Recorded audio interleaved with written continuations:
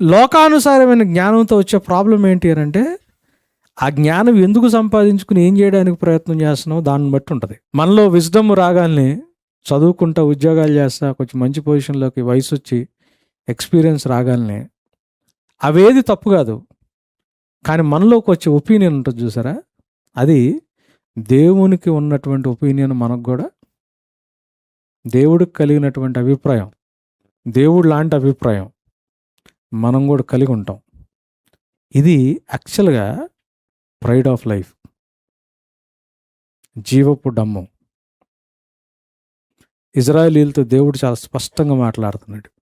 అన్నీ ఇస్తా, ఇచ్చిన తర్వాత నీ సొంత తెలివి జ్ఞానం అనుకుని, అది నీ తెలివి అనుకుని నీవు ఒక ఒపీనియన్ని డెవలప్ చేసుకుని లైఫ్ గురించి నా చిత్తాన్ని పక్కన పెడతావేమో ఇజ్రాయేలు, జాగ్రత్త అంటున్నాడు. చేతిలో దేవుడు ఫైనాన్సెస్ ఇస్తే ఎందుకు ఇచ్చావు ప్రభా? పిల్లల్ని ఇస్తే ఎందుకు ఇచ్చావు ప్రభా? ఆరోగ్యం ఉంటే ఎందుకు ఇచ్చావు ప్రభా? సొంత ఇల్లు ఇస్తే ఎందుకు ఇచ్చావు ప్రభా?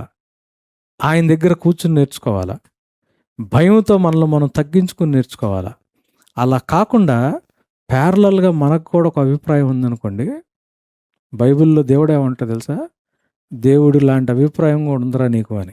అంటే మనమే దేవుళ్ళలాగా ఫీల్ అవుతున్నాం, మనం నోటితో చెప్పం ఆ మాట. జీవపు డమ్మాన్ని ఈ ప్యారలల్ దీంట్లో అర్థం చేసుకోవడానికి ప్రయత్నం చేయండి. నీతో ఈ పని చేయిస్తాను, నేను ఇందుకోసం పిలుచుకున్నాను, నేను ఇట్లా చేస్తానని దేవుడు మీతో ఎప్పుడని చెప్పాడా?